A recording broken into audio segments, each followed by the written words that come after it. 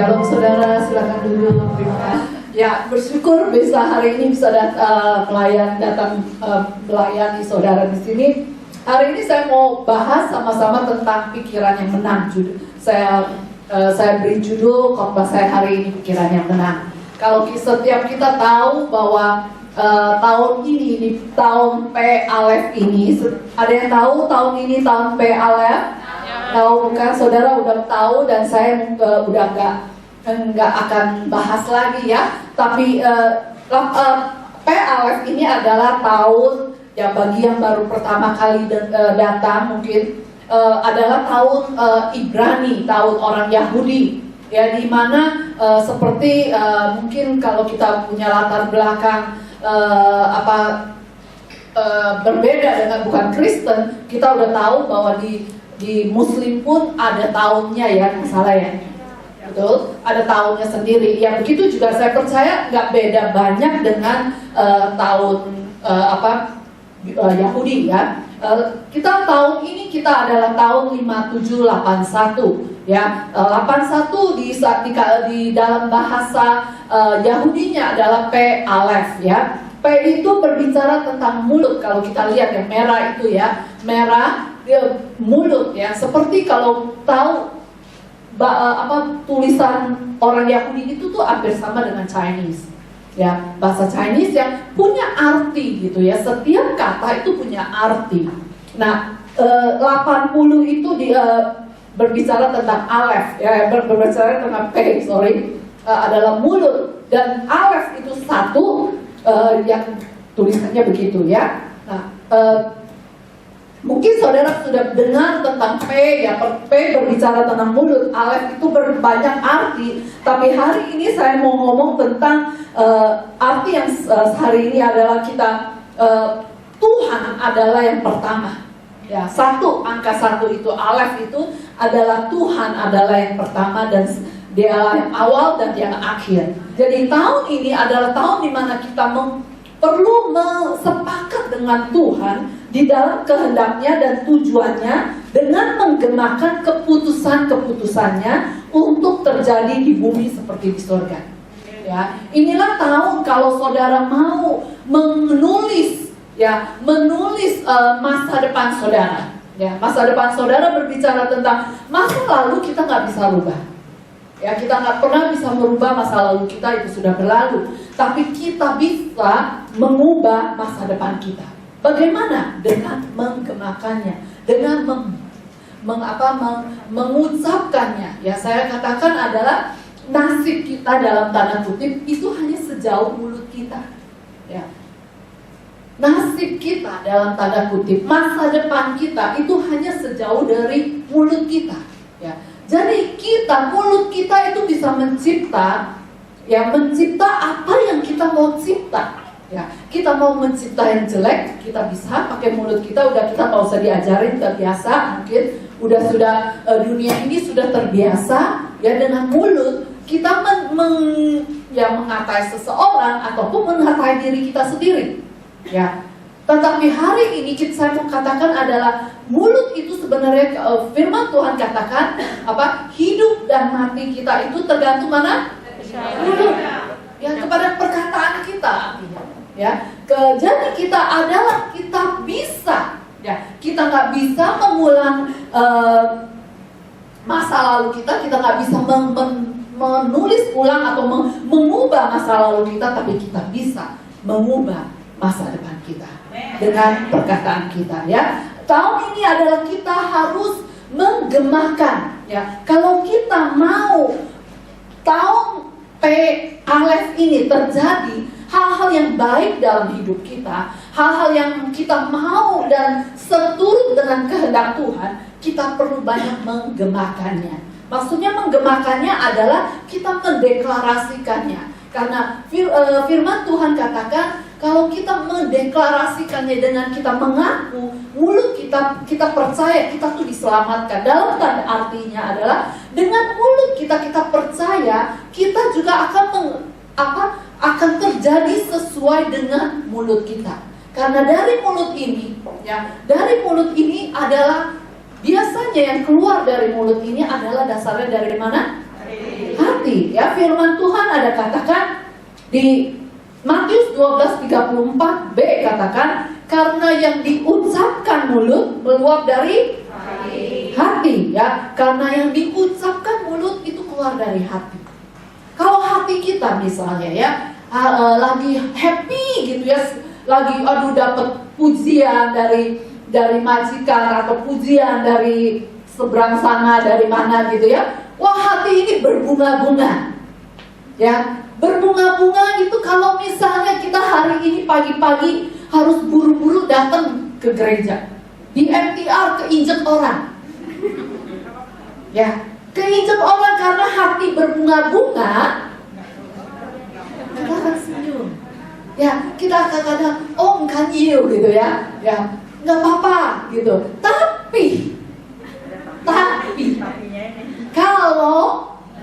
kalau hari itu paginya dimarahin, ya majikan, disalah mengerti, belum lagi majikan, ada lagi yang lain dari rumah, dari apa kabar berita, semuanya ngungkep ke hati. Diinjek orang, beda reaksi bukan? Ya, yang keluar kata-katanya apa? Lu nggak ada mata lihat ya, gitu ya misalnya, atau kalau yang bisa ngomong teknis, ya mau ngantai gak, gitu ya. Ya ini jadi mengungkapkan apa yang kita ucapkan itu keluar dari hati. Ya. Dan dari hati ini, hari ini saya mau katakan adalah yang kembali ke itu segitiga itu, ya, adalah dari hati ini. Sebenarnya kita apa yang kita ucapkan ini dari hati, dan itu keluarnya karena ada di pikiran. Ya, pikiran, misalnya terlintas sesuatu, masuk, kita terima pikiran itu masuk ke hati kita. Ya, orang bilang misalnya kamu bodoh, ya, kamu tuh gimana sih kerja nggak pernah beres. Ini perkataan ya, ataupun ada perkataan dari lintasan masuk ke pikiran kita. Dan pikiran itu kalau kita terima, iya ya saya memang bodoh ya, memang saya nggak pernah nggak pernah lakukan sesuatu tuh nggak pernah benar, masuk ke hati kita dan keluar adalah ucapan. Dikatakan memang saya nggak berguna, saya memang orang yang moyong. Tahu moyong? Ya, ada yang nggak tahu moyong? Oke? Dari pikiran ke hati, baru ke mulut. Dengan kita mengucapkan saya memang nggak berguna, itulah kasih kita. Ya. Jadi betapa pentingnya kalau kita mau mengalami kemenangan, kalau kita mau mengalami mencipta ulang, ya, hidup kita. Tahun ini, tahun akan datang, karena 80, dekade 80 ini kita masih ada 9 tahun. Ya, masih ada 9 tahun kurang 1-2 bulan. Ya, bulan 9 mulainya. Jadi kita masih punya kesempatan 8 tahun sekian bulan. Ya, 10 bulan. Untuk kita bisa mencipta ulang. Ya. Dan tahun ini adalah kita mau mencipta dengan menggemakan apa yang menjadi kehendak Tuhan dalam hidup saudara dan saya.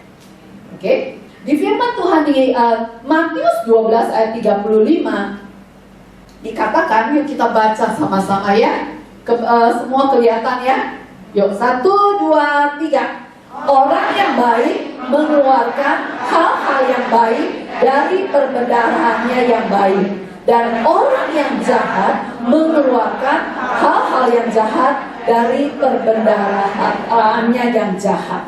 Nah, di sini katakan adalah bahwa orang yang baik, sebenarnya bukan baik berarti orang yang baik gitu ya. Di sini arti baik ini adalah orang yang benar. Ya. Orang benar pasti baik, pasti. Orang baik belum tentu benar. Ya, jadi di sini kata-kata orang yang baik mengeluarkan hal-hal yang baik dari perbendaharaannya yang baik, ya, dari hatinya maksudnya. Dari hatinya yang baik. Dan orang yang jahat mengeluarkan hal-hal yang jahat dari hatinya yang jahat. Jadi berarti sangat relevan adalah apa yang kita katakan itu dari hati. Ya. Dan di Amsal dikatakan, Yuk coba kita lihat Amsal 23 ayat 7a, katakan, sebab seperti orang yang membuat perhitungan dalam dirinya sendiri, demikianlah ia. Ya, di sini saya kasihkan ada bahasa Inggrisnya lebih gampang, bahwa dia for as he thinks. Thinks tuh seperti yang dia pikir, ya, seperti yang dia pikir di dalam hatinya, itulah dia. Ya, dalam bahasa Indonesia seperti orang yang membuat perhitungan dalam dirinya sendiri, demikianlah ia. Jadi di Amsal ini katakan hati kita tergantung kepada apa yang ada di pikiran kita. Ya, oke, mengerti sampai sini? Ya, oke. Nah, hati, saya bisa katakan hati kita tergantung kepada apa yang kita izinkan ada di pikiran kita. Next, poinnya. Ya, jadi hati kita tergantung dari apa yang kita izinkan ada di pikiran kita. Bila pikiran kita selalu diisi dengan yang baik, ya, firman Tuhan, iman, kuasa, Roh Kudus, orang kita itu akan menjadi orang yang kuat dan berkemenangan. Tetapi kebalikannya adalah kalau pikiran kita selalu diisi dengan ketakutan, PowerPoint-nya ikutin saya, dengan ketakutan, pikiran-pikiran negatif, ketidakmampuan, orang itu akan menjadi orang yang lemah, penakut, dan kalah. Oke, jadi apa yang kita pikirkan, apa yang kita izinkan masuk dalam pikiran kita, itulah yang akan membuat siapa kita. Ya, apakah kita menjadi orang yang selalu takut, orang yang punya pikiran negatif, atau orang yang selalu merasa tidak mampu.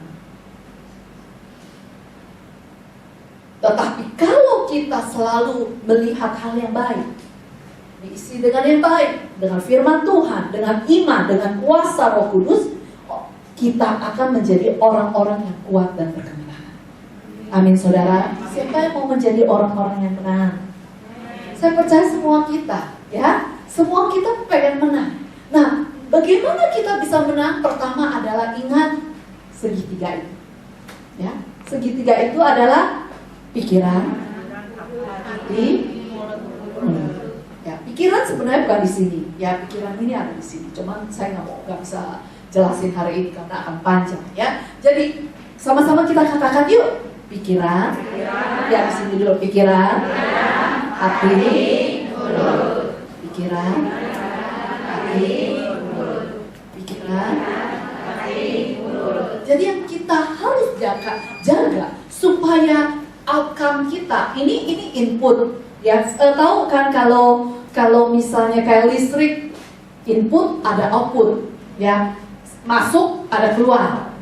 Jadi kalau dari tiga segitiga itu yang masuk yang mana ya? Pikiran. Yang keluar? Mulut. Oke. Jadi kalau apa yang kita keluar itu kita harus jaga di masuknya. Betul? Ya, kita mau keluarnya itu kuasa, ya, kita mau keluarnya kata-kata yang punya kuasa, kata-kata yang berwibawa, atau kata-kata yang iblis takut sama kita harus jaga di masuknya kita, inputnya, yaitu di pikiran. Amin, saudara. Ya, oke. Nah, saya akan coba pelan-pelan menginikan supaya saudara menangkap ini betapa pentingnya kita tahun ini dalam pikiran kita, dalam mulut kita. Kalau kita udah jaga pikiran kita, mulut ini otomatis akan lebih gampang menjaga. Ya. Tetapi kalau kita nggak jaga yang masuk pikiran ini, mulut ini akan ngomong yang sembarangan. Karena dari hati itu timbul akan terbukti di dalam perkataan kita. Biarpun secara di luarnya mungkin kita akan kelihatan begitu manis atau begitu beriman ataupun apapun ya. Tetapi yang tahu kita dan Tuhan. Betul? Jadi tahun ini yuk kita jaga apa?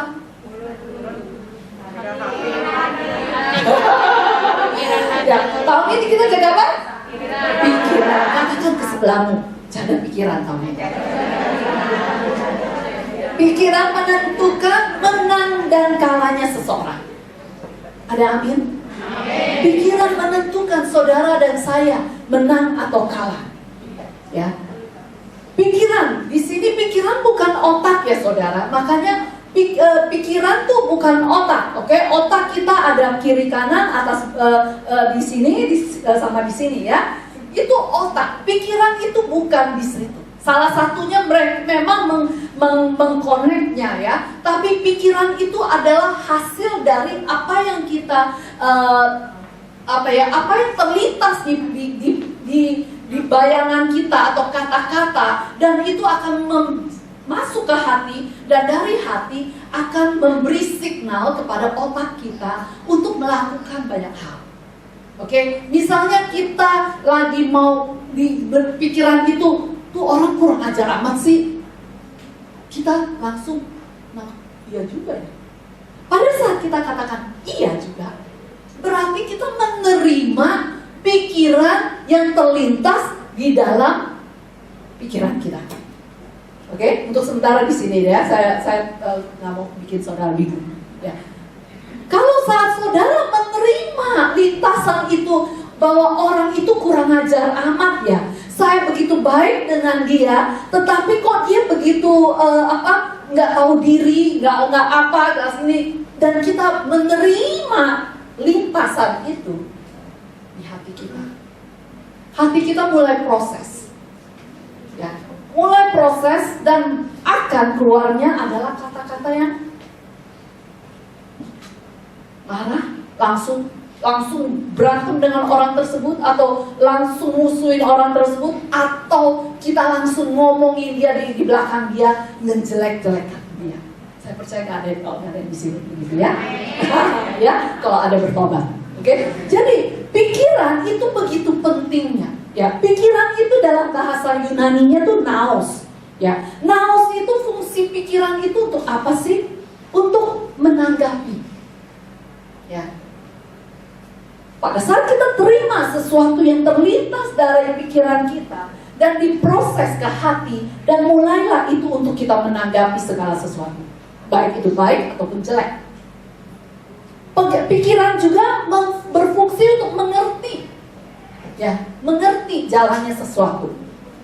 Pikiran juga berfungsi untuk pengetahuan. Oh, ternyata begitu ya. Oh, oke, gitu ya. Nah, itu pikiran, masuk ke pikiran fungsinya. Udah gitu perasaan. Ya, pikiran itu juga termasuk fungsinya untuk merasa. Pada saat tadi seperti tadi ya, ada pikiran teratas orang itu kurang ajar amat.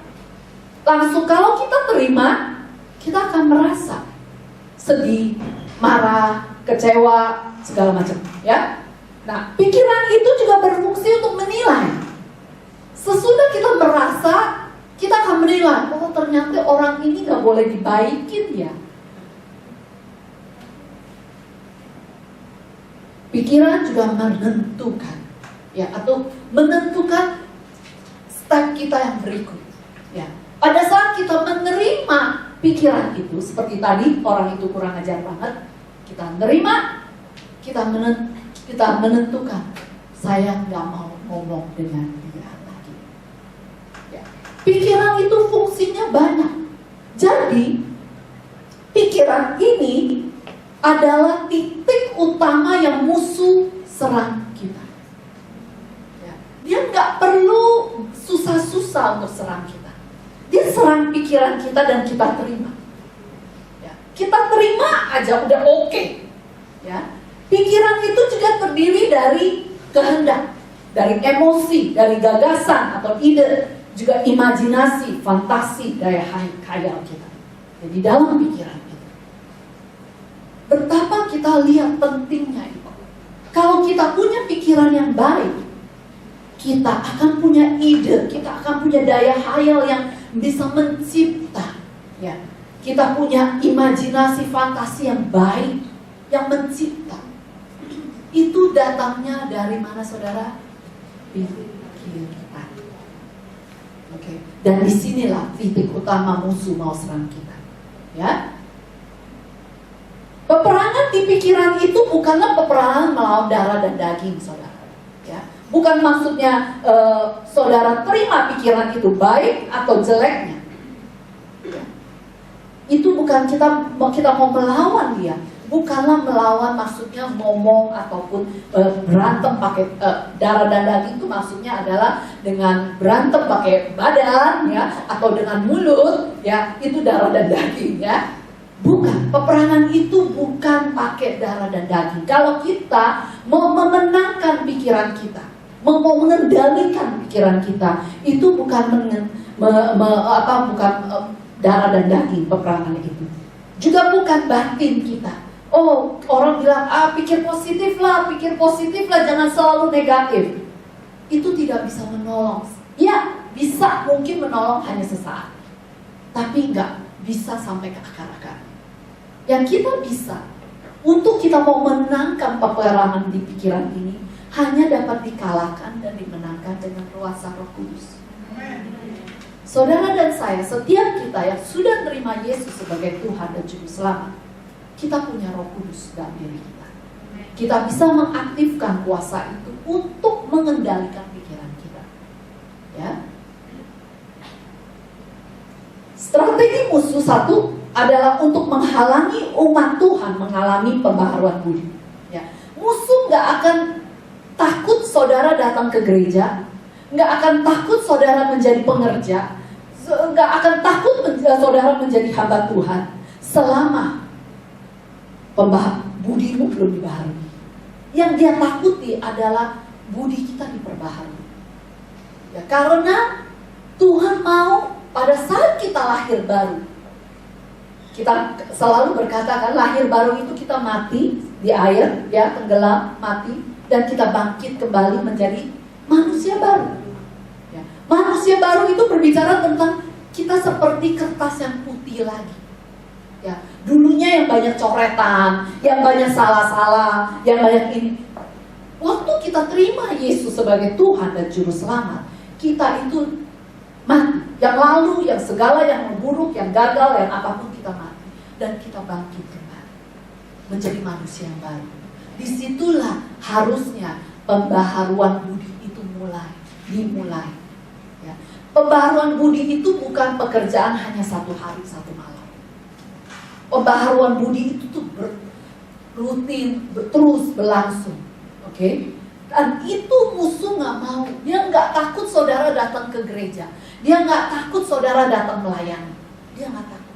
Tapi sesudah kalau dia melihat saudara mengalami pembaharuan dalam budi, itulah yang akan dia terus cecar saudara dengan pikiran-pikiran yang melintas, yang seperti orang traffic ya, mobil lalu lalang. Oke. Kedua adalah dia strategi musuh adalah dia nggak mau melihat setiap kita mengalami kemenangan. Ya. Dari pembaharuan budilah kita akan mengalami kemenangan, dan dia tidak mau. Ketiga, strategi musuh adalah membombardir pikiran kita. Apa? Bombardir itu tahu? Terus gitu loh, ya. Terus pikiran kita dicerca, di bom, ya, kayak bombardir ya. Pakai kayak senapan, tahu saudara ya?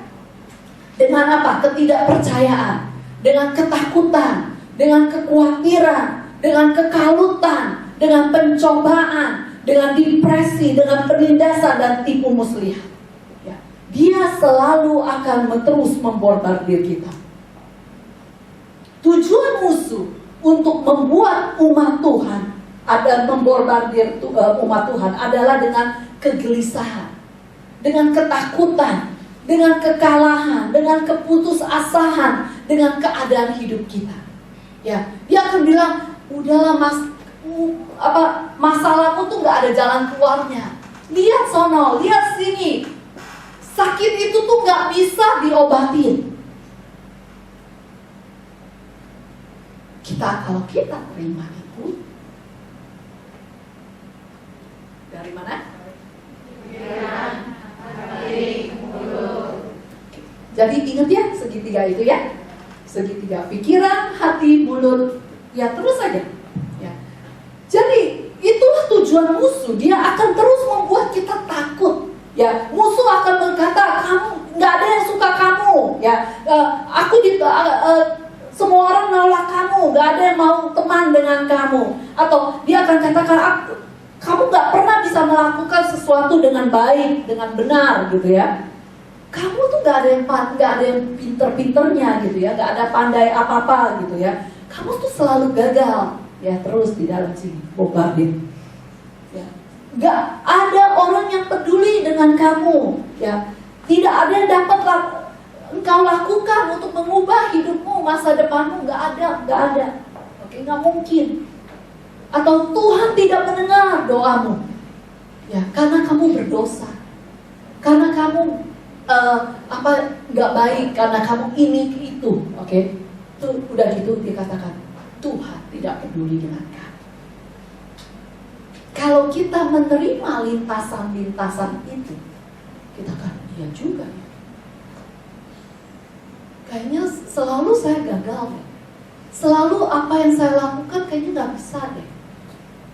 Saudara tahu, yang menciptakan listrik, ya, yang menciptakan listrik itu, dia langsung jadi, sekali langsung jadi?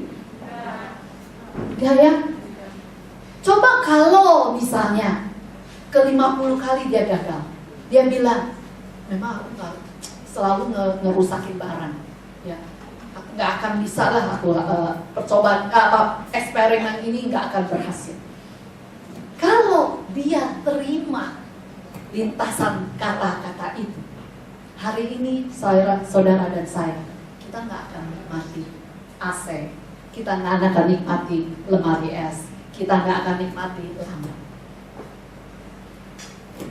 Kalau pikiran ini membelenggu orang yang menciptakan listrik, kita hari ini akan panas sampai kita nggak tahu mau rendem ke air, ke sungai, nggak usah bangun-bangun, sebab bangun lagi panas lagi, rendem aja terus ya. Tahukah saudara, pikiran itu begitu penting. Musuh akan selalu membuat kita depresi. Melihat masalah kita, wah masalahmu besar.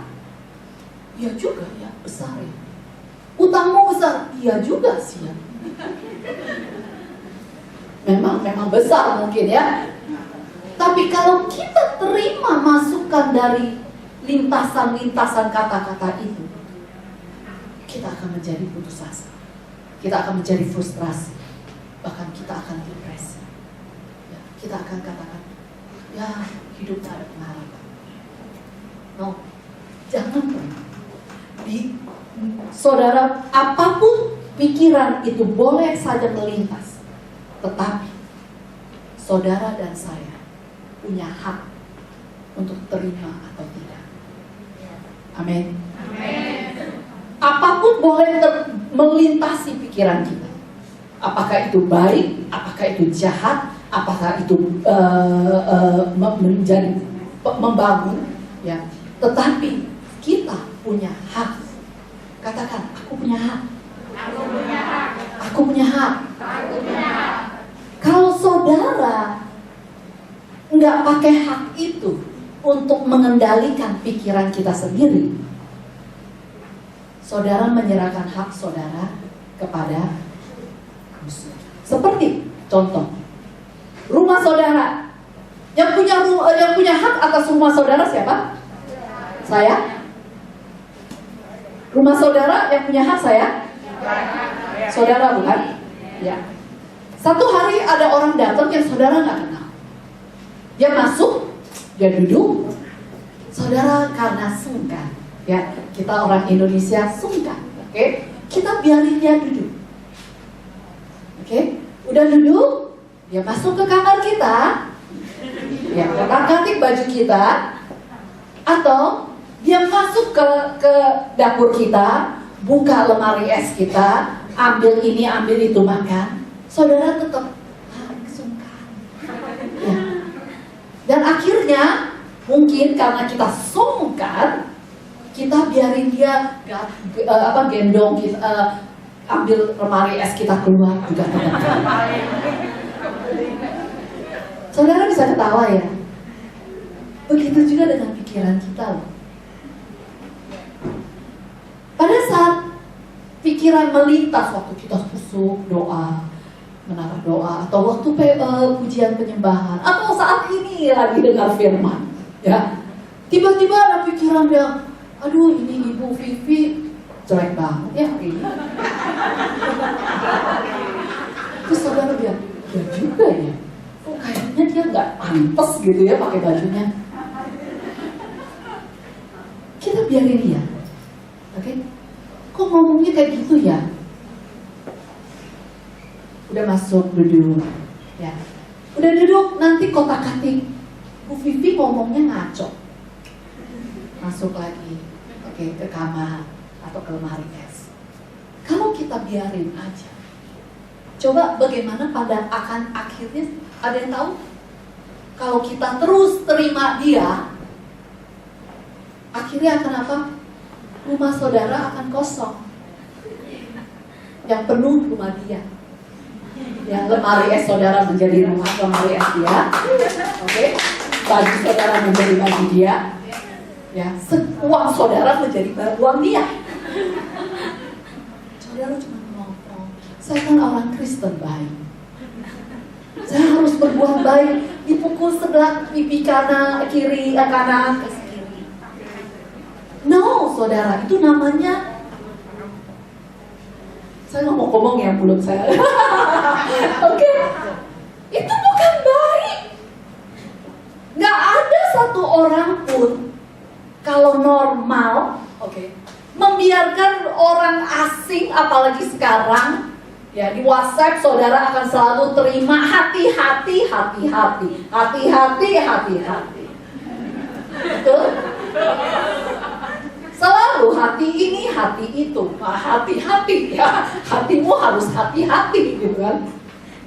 Kita nggak akan biarkan orang asing yang kita nggak tahu latar belakangnya, yang kita nggak tahu dia bawa apa, maksudnya apa, untuk masuk ke rumah kita dan kita biarkan dia duduk.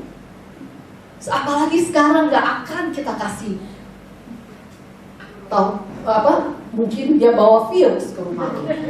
Ya bukan, nggak ada orang yang mau nerima tamu sekarang, oke?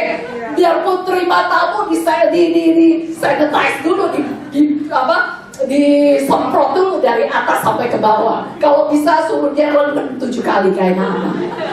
Ya baru kita kasih masuk. Bukan saudara yang kasih masuk, majikan saudara baru kasih masuk. Oke? Jadi adalah hal yang kalau kita normal, dalam tanda kutip, kita tidak akan membiarkan orang yang gak kita kenal untuk masuk ke rumah kita. Kita juga gak akan biarkan ya pikiran yang bukan berasal dari Tuhan untuk masuk dan kita iakan. Ya. Karena sesudah kita iakan, dia akan ambil lagi pelan tapi pasti. Ya, dari lemari es, baju, uang, suami. Oke, ya mengerti ya? Oke, sip. Ya, pikiran Kristus. Ya, kita punya pikiran Kristus.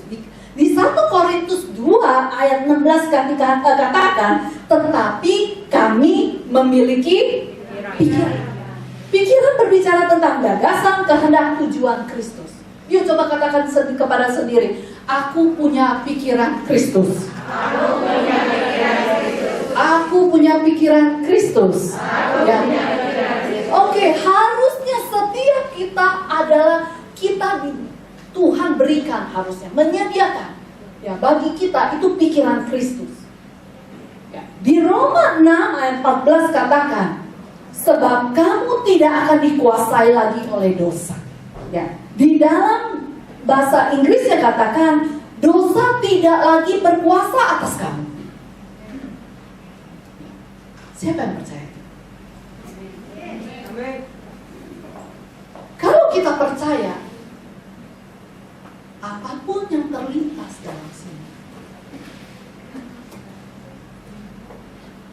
baik itu pornografi, baik apapun yang mau melintas di sini, yang mau menggoda kita.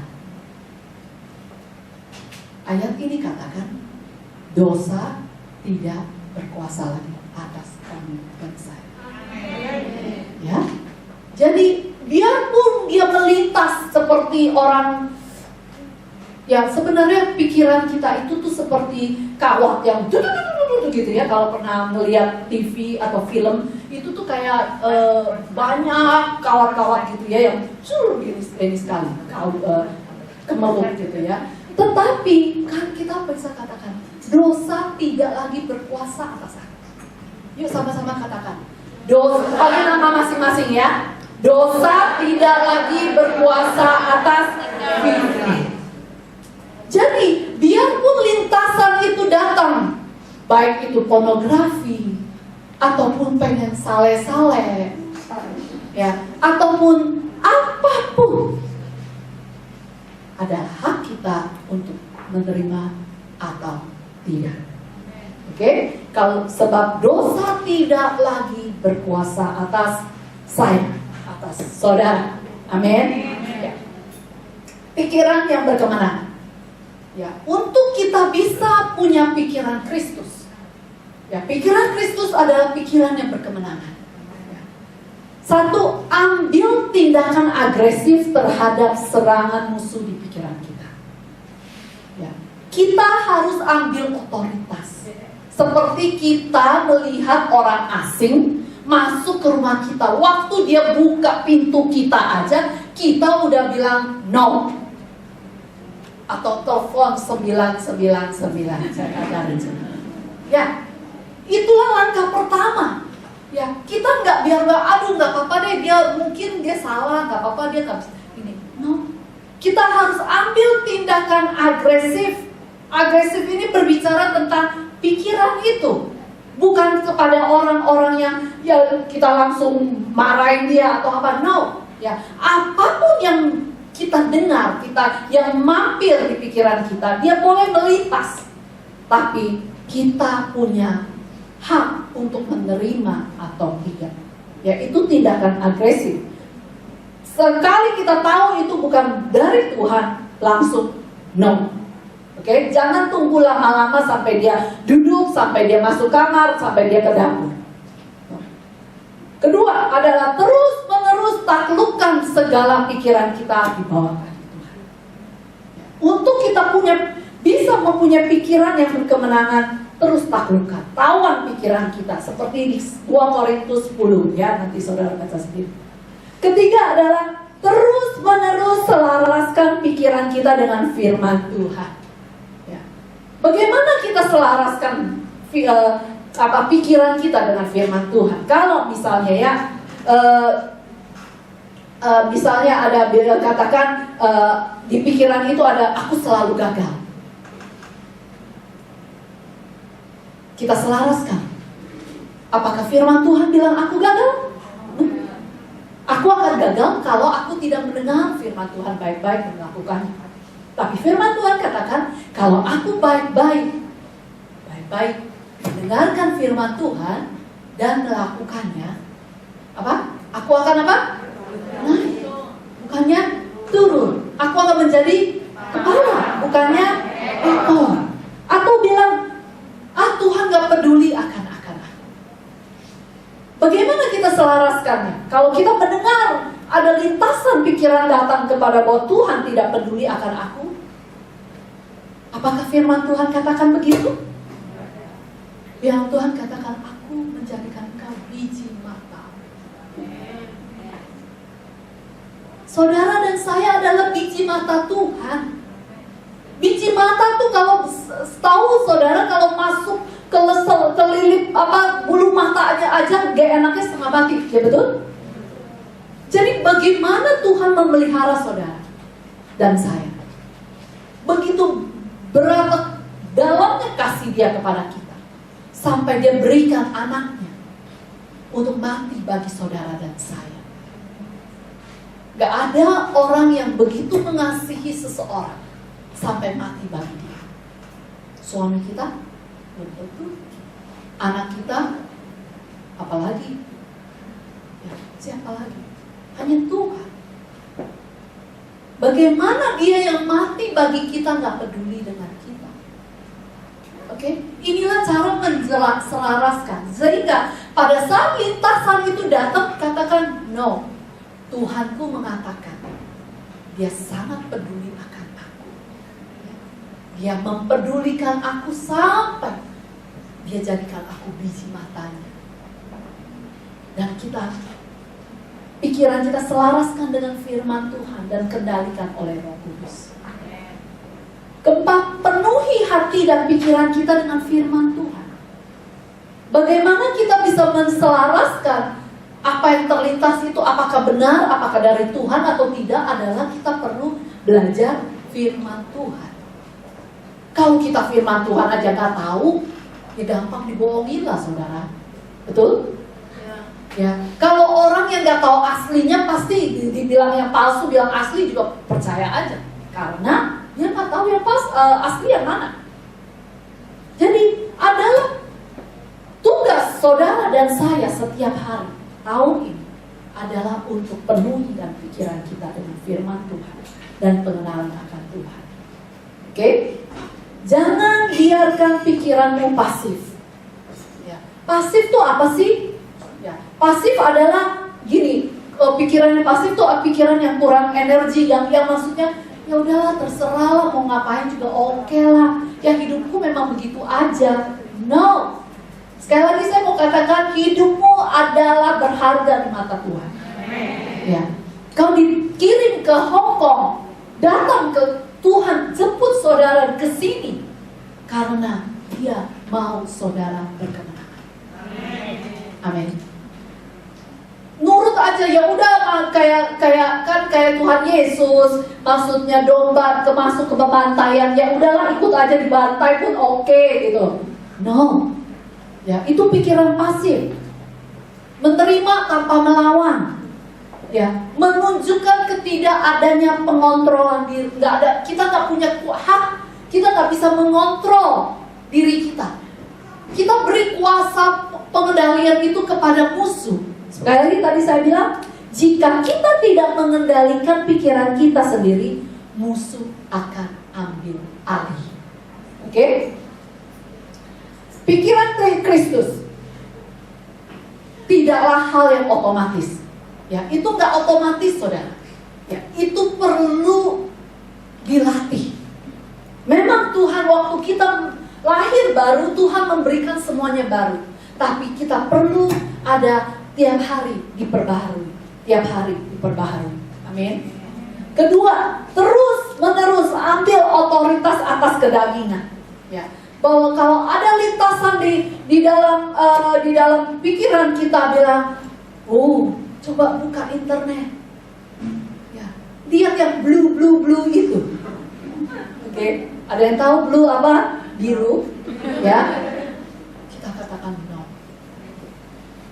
Kita ambil otoritas atas kedagingan kita dan berubahlah oleh pembaharuan budi. Oke. Di Roma 12 ayat 2 katakan, janganlah kamu menjadi serupa dengan dunia ini, tetapi berubahlah oleh pembaharuan budimu.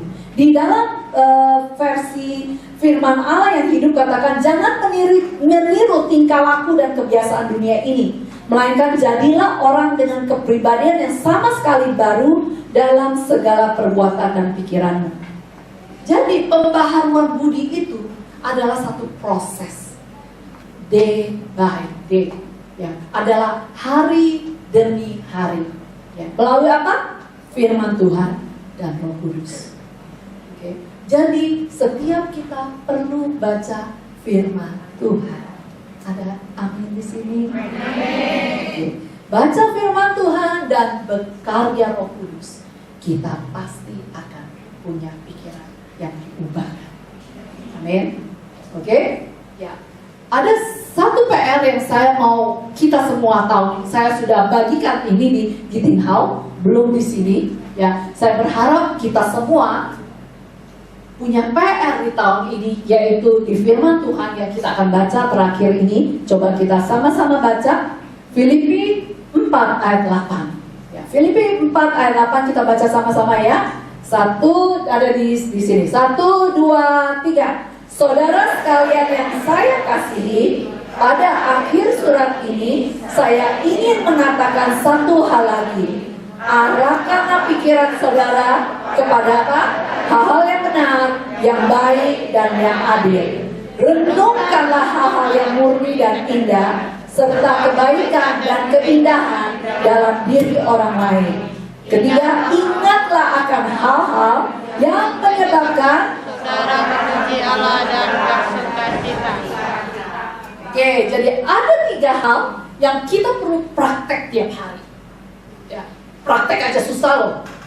Ya, ngomong-ngomong sih gampang, tapi saya percaya pada saat kita ada kemauan, kita minta pertolongan Roh Kudus, kita bisa. Ya, satu adalah arahkanlah pikiran kita. Arahkanlah. Jadi ini bukan pekerjaan orang lain, saudara. Adalah tugas saudara dan saya untuk apa? Mengarahkan pikiran kita. Oke? Ini kata kerja. Jadi satu kata yang harus kita kerjakan. Bukan cuman bisa datang sendirinya gitu. No. Ini adalah kata kerja. Ya, kata yang harus kita usahakan. Usahakan apa? Arahkanlah pikiranku. Ya. Arahkan berarti kalau kita lihatnya di situ, kita harus arahkan. Ya. Mengerti?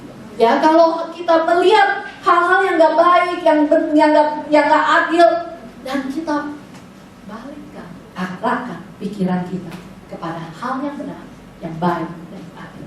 Sesudah itu kedua, renungkanlah. Apa yang saudara renungkan setiap hari? Masalahmu? Ya, sakit hatimu? Apa? Di sini katakan renungkan apa? Hal-hal yang murni dan indah, serta kebaikan dan keindahan di dalam diri orang lain.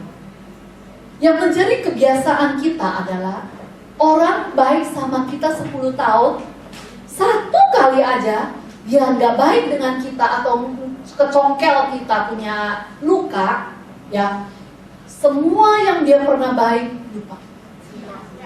Betul? Jadi tugas kita, PR kita tahun ini adalah renungkanlah apa? Yang baik. Jangan yang 10 tahun dia baik dengan kita lalu hilang satu kali kecongkel luka kita. Ketiga adalah ingatlah. Ingat yang baik. Ya, ingat hal-hal yang menyebabkan saudara memuji Tuhan dan bersukacita. Oke? Jadi tahun ini kita punya PR semua. Satu adalah, kedua adalah, ketiga adalah, oke, mari kita. Ya, saya berdoa setiap kita akan mengerjakan PR ini. Dan kita saling ingatkan kepada teman-teman kita. Kalau saat kita udah mulai lupa, kita mengarahkan pikiran kita ke hal-hal yang gak baik, kita ingetin, ayo arahkan pikiran. Ayo arahkan pikiran. Kedua, renungkan. Renungkan semua yang murni, yang indah. Ya, jangan curiga. Jangan selalu punya pikiran negatif. Orang lagi bisik-bisik di belakang saudara. Saudara pikir, dia lagi ngomongin apa ya? Coba pikirin, renungkan. Oh, dia mungkin lagi pikirin sesuatu untuk bikin surprise saya. Ya, kenapa gak pikirinnya baik? Dan ingatlah, selalu ingat apa yang Tuhan lakukan dalam hidup, yang akan membuat engkau selalu bersukacita dan memuji Tuhan. Amin. Ya, kita berdoa. Apa yang sudah kita dengar, mungkin itu mengingatkan saudara. Dan saya mau katakan, jangan biarkan pikiran boleh melintas dalam pikiran setiap kita, apapun boleh, tapi kita punya hak untuk menolak, menerima. Dan kita punya hak untuk menawan pikiran kita. Kalau pikiran yang blue itu datang ke dalam pikiran kita terus menerus, katakan dalam nama Yesus, aku tawan, aku taklukkan, dan kau keluar dari pikiran. Bisa saudara, itu doable, itu bisa dilakukan. Ya. Saya bukan khotbah, hanya khotbah, tapi saya khotbah karena saya mengalami. Pikiran kita harus ditaklukkan. Jangan biar dia liar, semaunya, apapun yang terlintas kita terima. Tidak. Katakan sekali lagi, tidak. Pilih, milah. Pikiran mana yang kita terima, pikiran yang mana yang kita buang, kita tolak. Kita punya hak. Karena rumah itu punya kita. Rumah kita beli dengan uang kita. Tapi rumah ini, tubuh kita sudah dibeli oleh Yesus dengan harga yang penuh, dengan darahnya. Jadi yang punya hak adalah Yesus, bukan musuh. Jangan isi pikiranmu dengan hal-hal yang sampah, oke? Tapi isi dengan firman Tuhan. Saya percaya pada saat kita mengisi pikiran kita dengan firman Tuhan dan kita berikan hak hidup kita kepada Roh Kudus, saya akan melihat kita akan mengalami kemenangan demi kemenangan. Oh, Rabbashikara Rabbataka. Oh, Rabbashara Rabbataka.